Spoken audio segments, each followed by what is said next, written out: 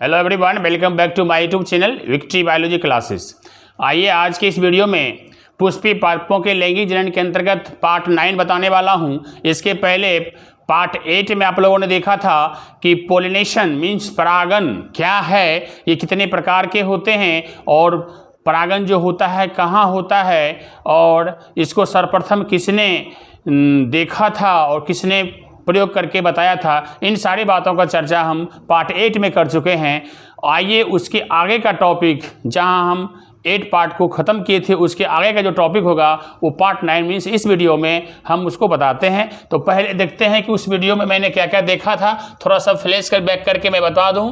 सबसे पहले परागन जो होता है आनुवंशिकता आधार पर मैंने बताया था मात्र 2 प्रकार का। एक था सेल्फ पोलिनेशन था, सेल्फ पोलिनेशन मीन्स स्वयं परागन, और दूसरा था क्रॉस पोलिनेशन, क्रॉस पोलिनेशन। तो एक ये हो गया और एक ये 2 हो गया। मुख्य रूप से 2 ही होता है, लेकिन एनसीईआरटी बुक में जैसा कि मैंने पहले ही बता दिया था कि ये 3 दिया हुआ है। तो 3 कैसे बना था? तो सेल्फ पोलिनेशन को 2 भाग था। एक था उसका स्वयुग्मन, स्वयुग्मन जिसको बोलते हैं हमें ऑटोगेमी, ऑटोगेमी था। इसकी मैंने चर्चाएं कर लिया था। ये हुआ ए नंबर, है ना, इसको 1 मान लेते हैं। अब बी में मैंने किया था गिटेनोगेमी, सोजातीय, सोजातीय था, सोजातीय था परागन। तो इसमें क्या था? गिटेनोगेमी, ये था गिटेनोगेमी इस प्रकार का। तो इसमें क्या था? तीनों को एक था क्रॉस पोलिनेशन मीन्स पर परागन। इसके बारे में मैं आपको बता चुका हूं पहले के वीडियो में। एक ही फूल, एक पौधा है, उसमें जो एक फूल है उसी फूल का परागन उसी फूल के वर्तिकाग्र में स्टिग्मा पे गिरता है, तो वो कहलाता है स्वयुग्मन। ऑटोगेमी मीन्स स्व, है ना, मैरिज किया, सेल्फ मैरिज किया, खुद मैरिज किया अपने परिवार, अपने घर में। ठीक है, चले। तो ये हुआ स्वयुग्मन, ये भी चर्चा हो गई थी। सोजातीय था ये जो गिटेनोगेमी है ना, ये गिटेनोगेमी आज भी चर्चा इसकी करेंगे हम थोड़ी सी, है ना। तो ये जो है आपका गिटेनोगेमी क्या हुआ? ये पड़ोसी, गिटेनो मीन्स होता है नेबर, नेबर मीन्स होता है पड़ोसी, पड़ोसी से मैरिज किया। इसमें क्या होगा? एक ही पौधा रहेगा लेकिन फूल अलग अलग हो जाएगा। ठीक है, एक फूल का परागन उसी पौधे के दूसरे फूल के वर्तिकाग्र पर गिरता है, तो ये कहलाता है स्वजातीय परागन, जिसको कहते हैं गिटेनोगेमी। ये भी हो गया था। और साथ में क्रॉस पोलिनेशन क्या होता है? एक फूल का परागन है, दूसरे पौधे के फूल के वर्तिकाग्र पर जाके किसी माध्यम की सहायता से गिरता है, तो ये कहलाता है आपको परपरागन, क्रॉस पोलिनेशन। इन सब बातों को हमने देखा था। अब चर्चा किसकी करेंगे हम? चर्चा करेंगे हम उसके आगे जो था। अब बात करेंगे हम कि ये जो था स्वयुग्मन की अनुकूलताएं। सबसे पहला स्वयुग्मन जो है यहाँ पर दिया हुआ, इसकी मैं चर्चा करता हूँ कि स्वयुग्मन मीन्स ऑटोगेमी जो होता है ये क्यों होता है, क्या इसकी अनुकूलताएं हैं, तो उसको देखिए। मैं इसकी चर्चा यहाँ पे हटा दूँ, अभी तत्काल मिटाते हैं, इसे बता ही चुका हूँ। अब जो मुख्य चीज़ आज हमें पढ़ना है उसकी चर्चा हम आपको डिटेल से करते हैं। देखिए यहाँ पे आज का हेडिंग जो हमारा क्या होगा? सबसे पहला यहाँ पे स्वयुग्मन, जो पहला 3 पार्ट में पहला जो था भाग परागन का, वो स्वयुग्मन था, जो एक ही फूल का परागन उसी फूल के वर्तिकाग्र पे गिरता है। तो वो क्यों गिरता है, वैसा क्यों होता है, क्या क्या उसका एडेप्टेशन है, क्या क्या उसमें अनुकूलताएं ऐसी हैं जो इस प्रकार का काम करता है, इस प्रकार से परागन करता है। तो वो बात को समझिए। इसमें एनसीईआरटी में आवर्त पुष्पिता की ज़्यादा चर्चा किया हुआ है। जब सब बातें चर्चा जो की हुई है मैं उसकी चर्चा करूंगा ही करूंगा। उसके अलावा थोड़ी उसमें और प्लस पॉइंट मारेंगे थोड़ा सा, और उसके अलावा भी और चीज़ें देखेंगे जो हमें किसी तरह का जो एग्ज़ाम होगा वो हमें परेशानी हमें नहीं होगी। जैसे कि मैंने पहले बता दिया था कि आप पोलिनेशन बड़े अच्छे ढंग से पढ़ोगे। तो आइए देखते हैं, लगातार आप मेरे साथ बने रहिए और देखते रहिए पोलिनेशन चैप्टर को। तो आगे देखते हैं सहपक्वता। सबसे पहले स्वयुग्मन की अनुकूलताएं। तो स्वयुग्मन जो होता है वो क्यों होता है, क्या है? तो सबसे पहला उसका एडेप्टेशन है सहपक्वता। सह माने साथ और पक्वता मीन्स मैच्योरिटी। तो अब साथ साथ मैच्योरिटी हो गई। अब कौन मैच्योरिटी होगा साथ साथ? तो इसमें 2 ही तो बात आती है। पोलिनेशन किस में होता है? एंथर और स्टिग्मा, एंथर स्टिग्मा।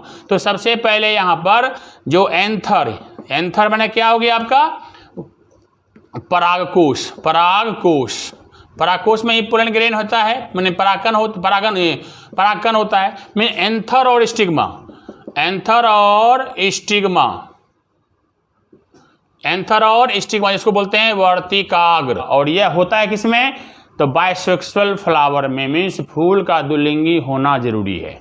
तो फूल जब द्विलिंगी होगा और साथ में एंथर और स्टिग्मा एक साथ परिपक्व हो जाएगा तो वो स्वयुग्मन मीन्स सेल्फ पॉलिनेशन उसमें होगा ही।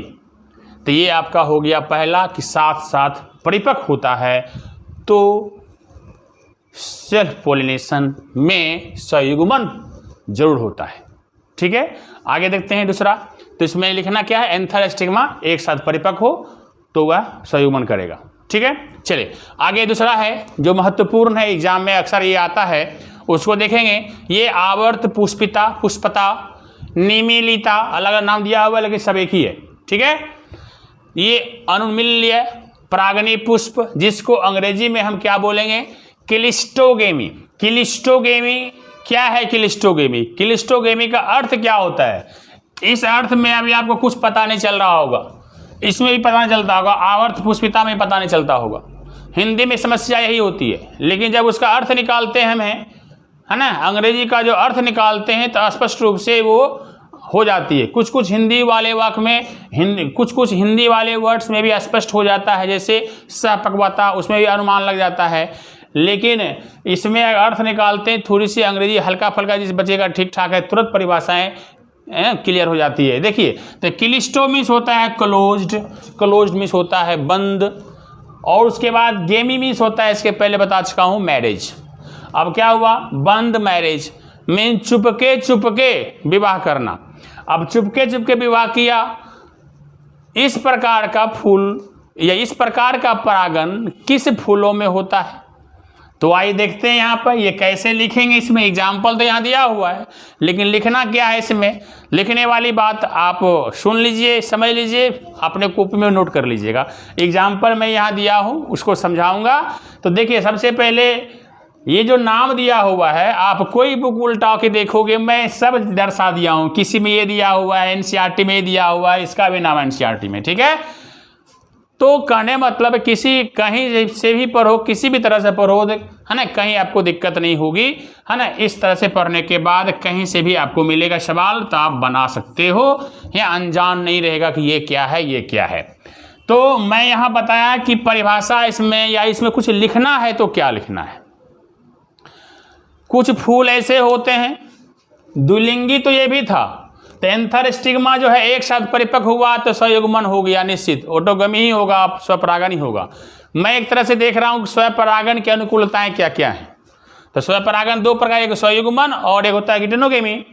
तो वो मैं स्वपरागन नाम ही दे रहा हूँ क्योंकि उसी का वो दो पुत्र है ना। जल्दी देखिए, खास करिए बेला। तो हम बता रहे हैं कि ये इसमें लिखना क्या है, इस पॉइंट में क्लिस्टोगेमी में हमें लिखना क्या है। तो कुछ फूल ऐसे होते हैं जो द्विलिंगी तो होते हैं लेकिन कभी खिलते नहीं हैं।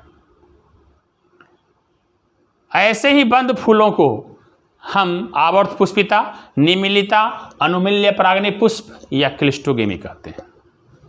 तो फिर से एक बार सुन लीजिए, फिर से लिख लीजिए। ऐसे रिपीट करके आप लिख ही सकते हो, लेकिन फिर से मैं रिपीट ही कर दूं कि कुछ फूल द्विलिंगी तो होते हैं, मीन्स बाइसेक्सुअल तो होते हैं, लेकिन कभी खिलते नहीं हैं क्योंकि वो बंद होते हैं, इसलिए नहीं खिलते हैं। ऐसे बंद फूलों को ही हम आवर्त पुष्पिता, निमीलिता, अनुमूल्य परागनी पुष्प या क्लिस्टोगेमी कहते हैं।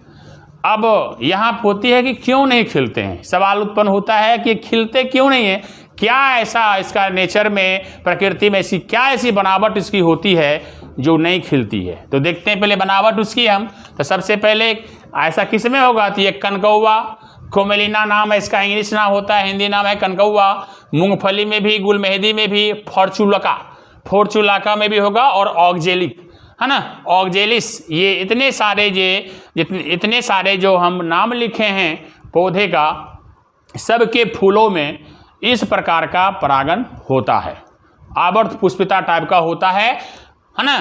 तो कैसे नहीं होता, मैं इसका प्रकार बताऊंगा, आवर्त पुष्पिता कितने तरह से होता है। तो आगे देखिए, सबसे पहले यहाँ आवर्त पुष्पिता जो होती है, क्यों होती है, फूल की कैसी बनावट हो जाती है, जो इसमें इसी प्रकार का होगा। तो देखिए यहाँ से सबसे पहले आपने फूल यहाँ पे देखो ध्यान से, ये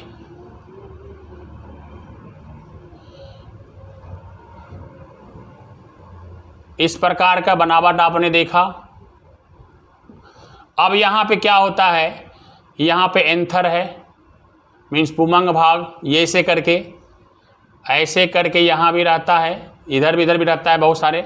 और ये जो है, ये वाला भाग जिसको हम बोलते हैं पेटल्स, ये वाला जो भाग ऐसे करके रहता था, ये ऐसे इसमें नहीं रहता है। बस यही कमाल यहाँ पे समझिएगा ध्यान से, ये जो क्या रहता है इसमें ऐसे करके इसको घेर लेता है, इस प्रकार से, इधर से भी घेर लेता है,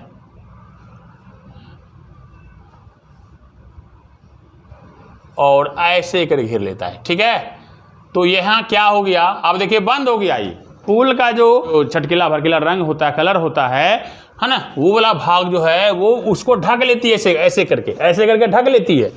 अब ढक लेती है तो अब परागन ढक गया और स्टिग्मा भी घट गया, एक तरह से डिब्बा के अंदर आ गया, तो ये बंद फूल हो गया। ये फूल है, ये फूल का ही भाग है, लेकिन इस तरह से बनावट इसकी है जो ये जो है ना एंथर को और स्टिग्मा को ढक लेगी, और ढक लेगी तो अंदर ही अंदर न होगा, क्लोज मैरिज करेगा ना, चुपके शादी करेगा ना, ये हाँ चुपके करेगा, एस्केटिंग मैरिंग करेगा, एस्केटिंग मैरिंग चुपके विवाह होता है। चलिए, तो ये करेगा क्यों कर, क्योंकि वो अंदर ढका हुआ है, तो करेगा ही करेगा। तो इसलिए देखिए ध्यान से, अब इसमें कौन कौन ऐसा करता है, तो ऐसा इसी सब फूलों, जितना नाम मैंने लिखा सब में होता है। अब बात आती है, ये सब तो हो गया, लेकिन एनसीईआरटी में दर्ज है कनकौवा के बारे में कि ये 2 प्रकार का पुष्प अपने पैर में लगाता है। ठीक है, एक धरती के नीचे जड़ के रूप में रहेगा मुलांकु टाइप में, और एक ऊपर रहेगा। देखिए जो एनसीईआरटी में फिगर भी दिया हुआ है। तो ये कनकौवा में जो होता है उन्मूल्य परागनी पुष्प होता है एक, और दूसरा होता है अनुन्मूल्य परागनी पुष्प। ये दोनों में अंतर मैं थोड़ा बता दूं, ये वायवीय होता है, ये जमीन के ऊपर है, लिखा हुआ है बुक में, देख सकते हैं आप फिगर में। ठीक है, ये जमीन के ऊपर रहेगा तो वायवीय कहलाएगा, और ये जो है नीचे में रहेगा, इसका विकास भूमि के अंदर होता है। और साथ में क्या होता है, ये पुष्प अनाकर्षक होता है, क्योंकि जमीन के अंदर रहेगा तो इस प्रकार की चटकीले भड़कीले कलर जो होते हैं इसमें नहीं हो पाता है, इसलिए इस पर अनाकर्षक कोई आकर्षण इसमें नहीं करता, अट्रैक्टिव नहीं होता है वो। और दूसरा इधर क्या है, ये सिर्फ बसंत ऋतु में होता है। जब यह बसंत ऋतु आएगा ना, है ना, स्प्रिंग सीजन, जो ऋतुओं का जो मालिक है, राजा कहलाता है, वो बसंत ऋतु कहलाता है, स्प्रिंग सीजन, उस ऋतु में ये क्या करेंगे, इस प्रकार के फूल खिलते हैं। ठीक है, बाकी चीज़ क्लोज ही रहेगा। चलिए आगे देखते हैं। ये रंगीन और चमकदार होता है, ये अनाकर्षक था, रंगीन नहीं था, ये रंगीन और चमकदार है।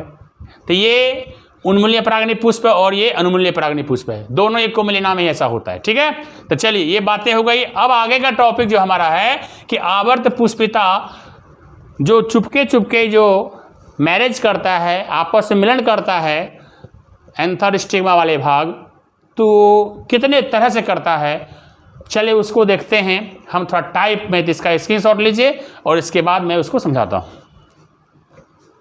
अब देखते हैं आवर्त पुष्पिता के प्रकार क्या क्या है। ये 3 प्रकार से चुपके अपने अंदर जो है चुपके से 3 प्रकार से जो है ये परागन क्रिया करेगी। देखिए कौन कौन है। सबसे पहला क्या करता है, कली का निर्माण।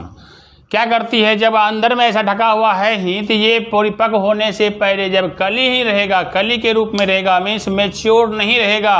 उदाहरण के तौर पे बाल विवाह समझ सकते हो कि पहले हम लोग समाज में प्रथा थी, बाल विवाह होता था, बालिग हुआ भी नहीं है तो उसमें पहले शादी कर लिया।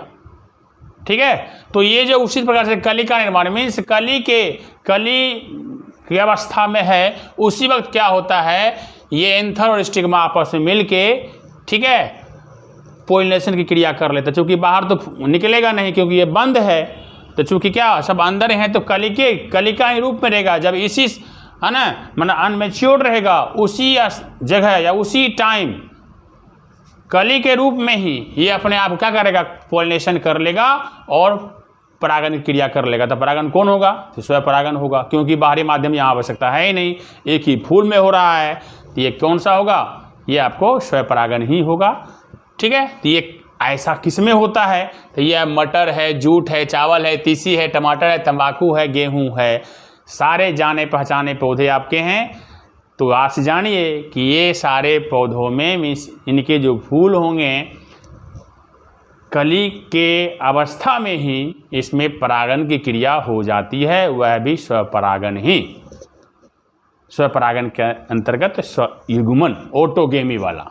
ठीक है, तो ये हो गई आपकी कली का निर्माण में आपको ये लिखना है कि कली अवस्था में ही एंथर स्टिग्मा आपस में मिल जाते हैं, मीन्स इसका परागकण जो है उसके स्टिग्मा पे गिर जाता है। ठीक है, तो दूसरा है परागकोशों का ना फटना। आप परागकोश जान रहे हो, अब यहाँ पे जो है इस तरह से ये है, इस तरह से है, ये परागकोश है। मान लीजिए एक फूल में परागकोश भी है, स्टिग्मा सब है ना, एक ही जगह रहता है और सब ऐसे किया हुआ, ढका हुआ है। अब ये तो ये है, और उसके बाद स्टिग्मा यहाँ पे क्या है, एक तरह से स्टिग्मा आपको यहाँ है। ठीक है,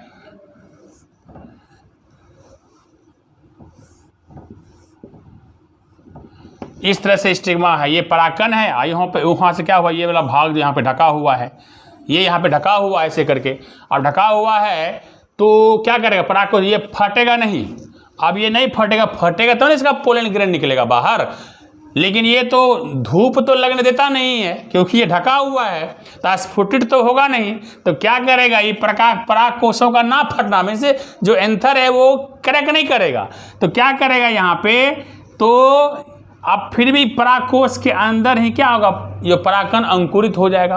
अंकुरित हो जाएगा तो क्या करेगा, ये इसी से निकल के फट के मना यहाँ पे छेद करेगा, भेद करके, और भेद करके इस क्या भेद करने के बाद जो है इसमें एंड कर जाएगा, है ना, यहाँ पे करेगा, करते करते कुछ यहाँ आ जाएगा, यहाँ से आते आते यहाँ आ जाएगा। मीन्स ये जो पोलन ट्यूब है, ये पोलन ट्यूब है, स्टिग्मा के अंदर आता है, यहाँ पे अंडाशय में आता है पोलन ट्यूब, परागनलिका।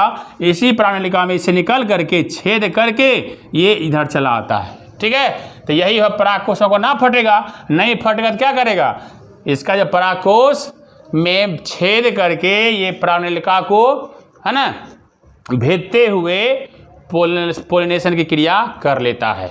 तो ऐसा परागकोशों को ना फटना, चूंकि अंदर अंदर हो रहा है, आवर्त पुष्पिता के अंदर ही हो रहा है, तो ये आएगा इसमें वायोला, जिसको हम क्या बोलते हैं, पानसी, सामान्य नाम इसको पानसी बोलते हैं। तो वायोला में स्वपरागन ही होगा, लेकिन स्वपरागन इस तरह से होता है ना, समझ गए। तो ये आपको इस तरह से आपने देखा कि ये परागकोश का नहीं फटेगा, तो ये आप अंदर अंदर ही छेद करके, है ना, निकल जाएगा। मीन्स कोई बच्चों देखते नहीं होंगे, अब किसी की शादी नहीं हो रही है तो कोई बच्चे अपने से भी कर लेता है, तो यही होगा, समय नहीं पूरा था, गार्जियन नहीं कर रहे थे, तो फिर अपने आप ये एंट्री मार लिया। ठीक है, तो इस तरह से आप लोकल भाषा में समझ सकते हो।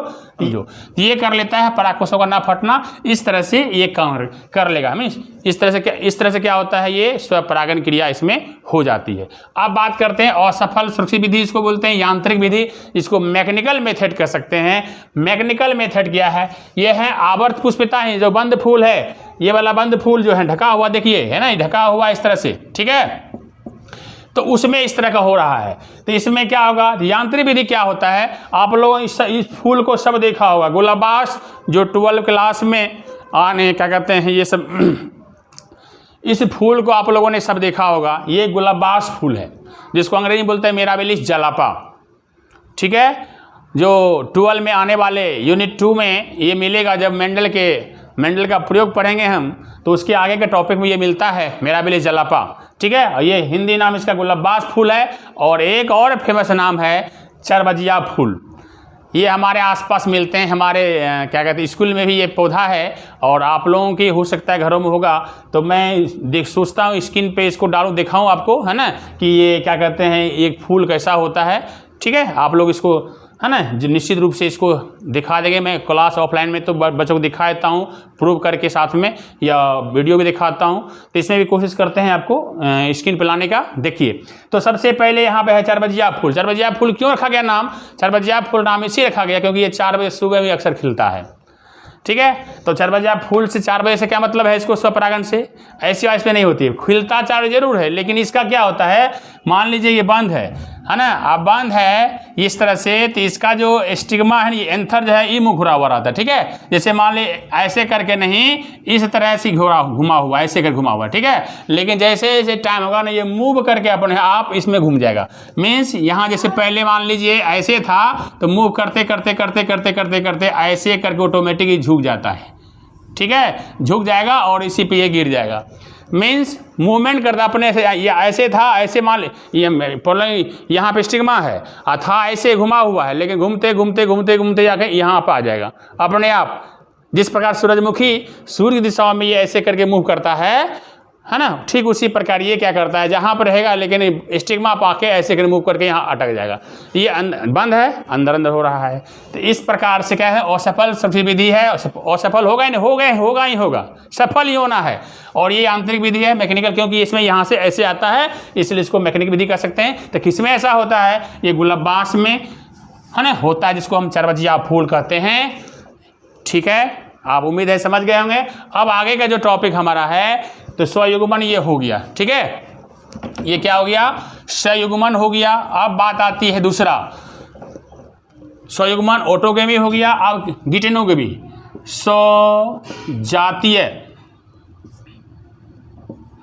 स्वजातीय परागन, ये क्या होती है,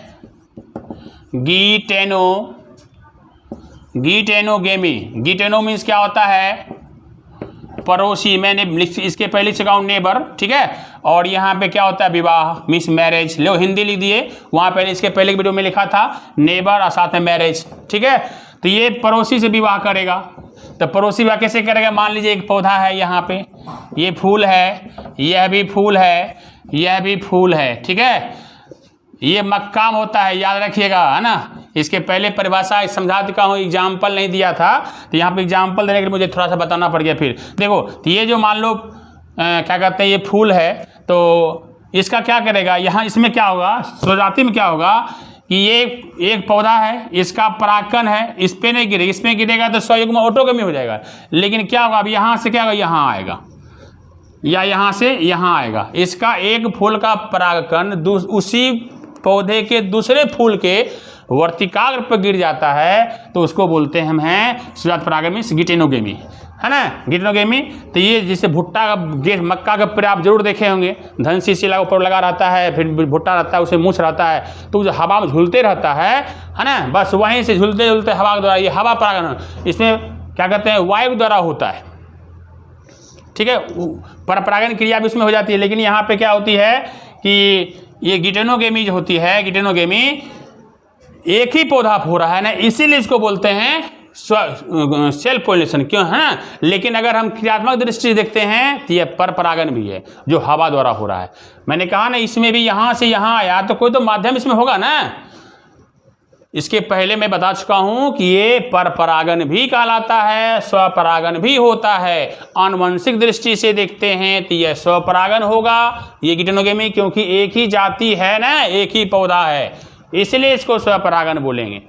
लेकिन अगर कार्यात्मक दृष्टि से कार्य इसको देखो, इसको काम देखो, करनी देखो कैसा है, तो करने की दृष्टि देखते हैं तो यहाँ से यहाँ को अकेले नहीं आया, किसी के माध्यम से आया है, ये हवा के माध्यम से आता है, इसीलिए इसको हम पर परागन भी कहते हैं। क्योंकि यहाँ से हवा डोलता है, हो ना, ऊपर से उड़ेगा, उड़ के यहाँ पे उसके वर्तिकाग्र पे गिरेगा, ठीक है। तो यह इसमें, ये किस में होता है, तो गिटेनोगेमी कॉर्न में होता है, CORN, कॉर्न बोलते हैं, या मेज इसको बोलते हैं, मक्का। इसका जीता जागता एग्जाम्पल है, गिटेनोगेमी का एग्जाम्पल कौन होगा, कॉर्न, मक्का, एनसीईआरटी बुक में दिया हुआ है। तो इसको आपने देखा, ठीक है। ये आपका सेल्फ पोलिनेशन के बारे में आपको जानकारी मिली। तो आप क्या करना है, अब हमें क्या करना है, सेल्फ पोलिनेशन के जो गुण और अवगुण होते हैं, तो मैं उसको सूची बनाता हूँ आपको, उसको भी एक मिनट देख लीजिए, ठीक है। तो इसको आप स्क्रीनशॉट लीजिए, फिर उसको आगे देखता हूँ। अब आगे देखते हैं स्वपरागन के लाभ और हानि। तो लाभ हानि को देख लीजिए, इसमें 5 मैं मुख्य लाभ को बताया हूँ। ऐसे तो बहुत सारे और भी लाभ होते हैं, लेकिन मुख्य बातें मैं दर्शाया हूँ लाभ को और हानियों को। इसमें क्या होते हैं, जो स्वपरागन जो होता है उसमें क्या होता है, ये सबसे पहले कि सुनिश्चित निश्चित है कि ये स्वपरागन आराम से हो जाता है, क्योंकि इसको बाहरी माध्यम की आवश्यकता इसको होती नहीं है, किसी पे डिपेंडेंट नहीं है, इंडिपेंडेंट है। तो ये सुनिश्चित हो जाता है जिस जिस पौधों में होता है उसमें सुनिश्चित हो जाता है कि इसमें स्वपरागन होगा। ये बातें हो गई। अब दूसरा आता है कि इसमें परागन जो परागकण होता है इसमें कम खर्च होता है, क्योंकि ये यहाँ से वहाँ जाता नहीं है, रास्ता में गिरेगा नहीं, भटकेगा नहीं, मरेगा नहीं। ठीक है, तो स्वपरागन हो रहा है तो इसमें परागकण जो है कम खर्च होते हैं, मीन्स बर्बाद कम होता है। समझिएगा ध्यान से, परागकण इसमें कम खर्च होते हैं, स्वपरागन की बात हो रही है। तीसरा या इसमें यह है कि समयुग्मजी संतान होता है, होमोगेमी होता है। जैसा माँ बाप है, मातृ पौधा था, हूबहू वैसा ही निकलेगा, क्योंकि स्वयुग्मन हो रहा है, एक ही परिवार, एक ही पेड़ में हो रहा है। ठीक है, तो इसमें क्या होता है, अपनी संतानों से मिलेगा तो समयुग्मी टाइप का होगा, पर परागण डिफरेंट हो जाता है। चलिए, तो आगे चौथा है, इसमें पौधे को ज़्यादा परागकण बनाने की जरूरत नहीं पड़ती है, क्योंकि एनफ है, पर्याप्त जितना होता है सुनिश्चित हो जाता है, तो ज़्यादा परागकण बनाने की आवश्यकता होगी नहीं, क्योंकि आवश्यकता ही नहीं है। आवश्यकता आविष्कार जननी होती है, तो पर परागण में आवश्यकता होती है, इसलिए जो पर परागण जो पौधा करता है ना, बहुत संख्या में उसको परागकण बनाना पड़ता है, बहुत उसमें क्षति होता है, कुछ एक उसमें पोलिनेशन कर पाता है। ठीक है, तो आगे देखते हैं, हम यहाँ बता रहे हैं इसमें ज़्यादा आवश्यकता परागकण की नहीं होती है। चलो अगला है, संतान में सभी गुण दोष आ जाते हैं जो मातृ पौधा में था। तो ये एक तरह से क्या है, लाभ और हानि दोनों इसमें दर्शाया हुआ है कि अगर अवगुण है तो अवगुण आ गया, गुण है तो गुण आ गया। मीन्स ये भी एक लाभ में इसको ले सकते हैं, अगर बाप पावरफुल है तो बेटा भी पावरफुल है। ठीक है, इसमें जितने भी गुण दोष हैं सारे संतानों में, मातृ पौधा में जो मातृ पौधा में होगा वो संतानों में आ जाएगा। तो इसको ये सारी बातें आप कहे हुए लाभ में। ठीक, विशेषता में अब देखिए ये डिमेरिट क्या है स्वपरागन की। स्वपरागन लगातार अगर पीढ़ी दर पीढ़ी होते रहता है ना, अनुमान माना गया है कि 30 से 34 होता है ना, 30 से 34 बार में ये थोड़ा सा और कमज़ोर होता है, बेकार हो जाता है। ये अनुमानित बनाया गया है कि पीढ़ी तक स्वपरागन होने से क्या होता है, अगर लगातार होते रहता है ना तो उसकी संतान जो है कमज़ोर होने लगता है। अगर हम स्वपरागन जिस पौधे में हो रहा है तो वो परमानेंट सब दिन ऐसा नहीं होगा, स्वपरागन होगा लेकिन उसके पौधे पहले ऐसा था तो अब ऐसा होने लगा, माने ये कमज़ोर होने लगता है। ठीक है, चलिए दूसरा है बीज कम, बीज भी कम निकलेगा तो कमज़ोर होगा, साथ में कम उम्र में होगा, जल्दी मर जाएगा। उसके बाद ये छोटे पैदा होते हैं, ये सारे अवगुण इसमें आ रहे हैं स्वपरागन में। उसके बाद नए लक्षण नहीं विकसित होते हैं, पर परागन थोड़ी है कि जो हाइब्रिड पे बन जाएगा। जब एक ही जाति में मिलना है, आनुवंशिक गुण सब एक ही है, तो उसमें नयापन कहाँ से आएगा, इसमें म्यूटेशन की क्रिया तो हो गई ना, जीन वीन में क्रिया हो नहीं रही है, तो डिफरेंट कहाँ से होगा, इससे नए लक्षण इसमें नहीं आते हैं, ये भी डिमेरिट है। उसके विभिन्नता और वातावरण में अनुकूलन में कमी आती है, विभिन्नता डिफ्रेंशिएशन जो है वो भी नहीं होगा। इन्वायरमेंट में जो उसके अनुकूलन जो अपने आप को ढाल लेता है वह भी ये बर्दाश्त नहीं कर पाता है, उसमें कमी आने लगती है क्योंकि उसके अनुसार वो ढल नहीं पाता है। तो ये आपके हो गए स्वपरागन के लाभ और हानि। तो आज आप स्वपरागन के अंतर्गत स्वयुग्मन की अनुकूलताएं और स्वजात गिटेनोगेमी था, ये दोनों स्वपरागन के अंतर्गत आता है। दोनों को मैं कंप्लीट कर दिया हूँ। अब इसमें से कोई सवाल आपको बने तो आप हमें पूछ सकते हो कि सर ये सवाल स्वपरागन के अंतर्गत आता है, इसकी चर्चा आपने नहीं किया। अगर वैसी बात है तो आप मुझे बता सकते हो, है ना। मैं बताने की कोशिश करूँगा कि क्या छूटा है या क्या हम कमी किए हैं, क्या बताए हैं। ठीक है, तो आप स्वपरागन के बारे में ये पूरा हो गया। अब हम आगे पढ़ेंगे नेक्स्ट वीडियो में परपरागन, क्रॉस पॉलिनेशन कैसे होता है, क्या क्या उसकी युक्तियाँ हैं, क्या क्या उसके अनुकूलन हैं, है ना। उसके फिर अंत में लाभ और हानि को पढ़ेंगे। बहुत अच्छी सी बात, इससे ज़्यादा उसमें मज़ेदार टॉपिक्स उसमें आता है। ठीक है, सारी बातों को हम पढ़ेंगे। ठीक है, तो मिलते हैं नेक्स्ट वीडियो में। तब तक आप इसे ऑब्जेक्टिव क्वेश्चन फाइंड कर लें, समझ लें, है ना। और किसी प्रकार की कोई समस्या हो तो आप कमेंट्स द्वारा या व्हाट्सएप पे बताने की जरूर कोशिश करें। ठीक है, ओके, तो मिलते हैं नेक्स्ट वीडियो में। Okay, bye bye.